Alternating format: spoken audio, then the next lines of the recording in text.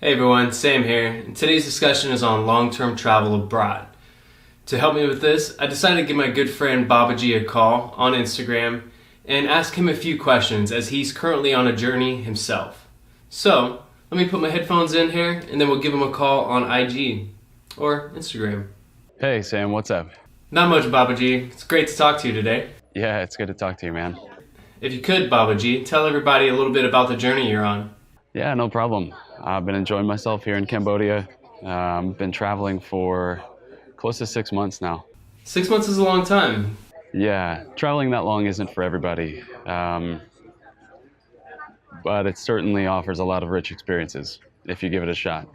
So if you don't mind, I figured we'd just jump right into the interview and start out with why this journey? Why this journey?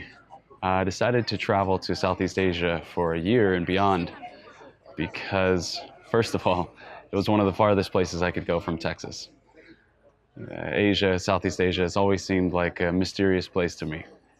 A place filled with wonder and excitement. And so far, it hasn't let me down in the slightest. It's been incredible. Well, by the looks of things, it looks like it's pretty exciting, Babaji. Looks like you're having a cool time. So, how did you prepare for this trip? How did I prepare for this trip? That's a good question. First of all, I saved for 5 years. I didn't know I was coming here for a long time, but I was always saving. I worked for Austin EMS around the clock, and I put a lot of money away. But how I prepared for this trip in the details, I can sum up by saying I rented out my house, I put all my things in storage, and I threw my truck up on blocks in the barn at my girlfriend's parents' house. And that was an easy way for me to shed all my bills and liabilities and set off on this trip. Well, it sounds like you prepared pretty well. I think one of my concerns would be, I guess, being homesick. Is that anything that you dealt with?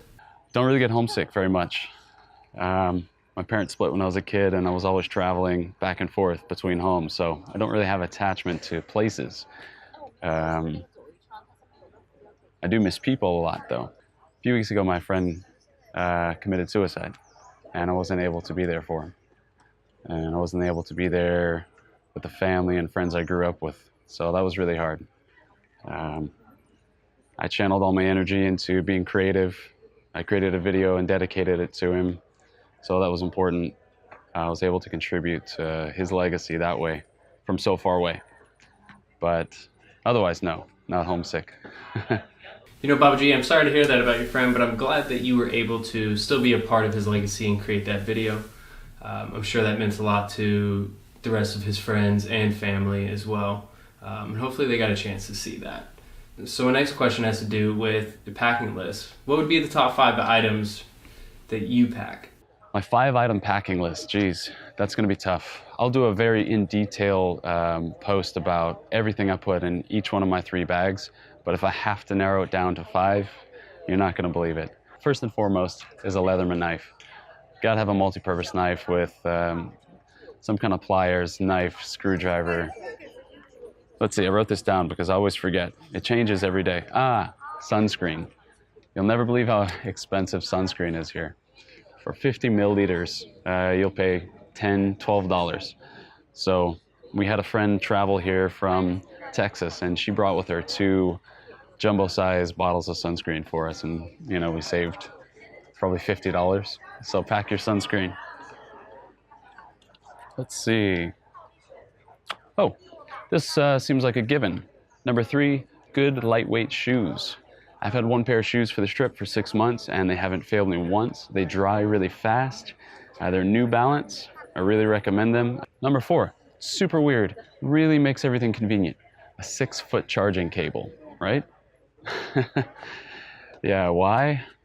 Because the plugs at every hostel you stay at might be up on the wall, there might be one across the room, and having a 6-foot charging cable has really made my life convenient. Doesn't take much. Finally, number 5, an extra large microfiber towel. Things aren't always clean here. You're not always even gonna get a fresh towel, if you get a towel. So having a really thin microfiber towel is nice to lay down on the bed if it's a little dirty, clean yourself up while you're on a trek, lay down at the beach, and it packs really, really light It's essential. So that's my top 5. But like I said, I'm going to go into detail later about what I pack in each one of my bags. Well, I look forward to seeing the rest of the items you've chosen for your packing list, and I'm happy that you were able to share your top 5. Also, I hope in the future you'll be able to send a link to the full packing list, so that way I can put it in the description below of this video too, in case anyone decides to want to look at that. So I'm getting on to one of my last questions here, and I just want to know, what kind of experiences have you had? Every day is unique out here, but you can still be comfortable. You can be so comfortable that you feel like you're in the same routine as home. So it's 100% up to you to experience new things in another country, at an incredible monument, or at home. Like, if you can't travel and you want to get out, try talking to a stranger in the coffee shop. I dare you. It's harder than you think. So it's that every single day that you're here. I think it's one of the most important things to do. So yes, I recommend doing it. You know, I'm pretty guilty about that as well. Anytime I go to a coffee shop, I don't really talk to anybody. So I kind of just do my own thing. Either I grab my coffee and leave, or I grab my coffee, sit down, and then, get to work on my computer or read a book, things like that.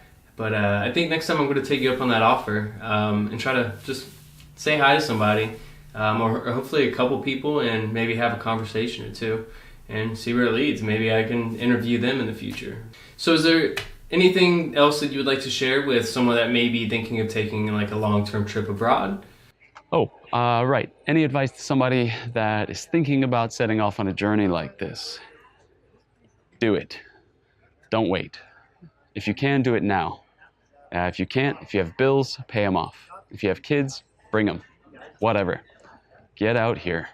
I've seen so many families out here with kids in strollers and little toddlers pushing them down the street, man. It impresses me, because they're doing what I'd be afraid to do. I wouldn't come here with kids, but they're doing it. So it must be really possible, must be easy. And if you have kids, don't shelter them. Bring them out into the markets and let them see how hard kids are working that are their age. Those kids are working so hard for everything they have. It's one of the best educations that I've ever had, traveling the world, and still to this day I'm learning new things. So if you can travel, prioritize it. Well, hey Babaji, thank you for answering my questions today. I hope you have a great day, and I'll give you a call back in a little bit after I finish up this video. See you later, Sam.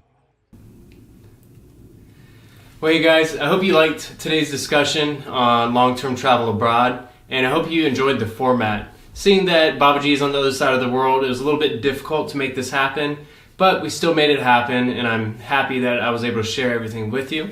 So, as I mentioned before, I'm going to link Babaji's Instagram and YouTube channel down below, so that way you can reach out to him if you have any additional questions. And until next time, stay grateful.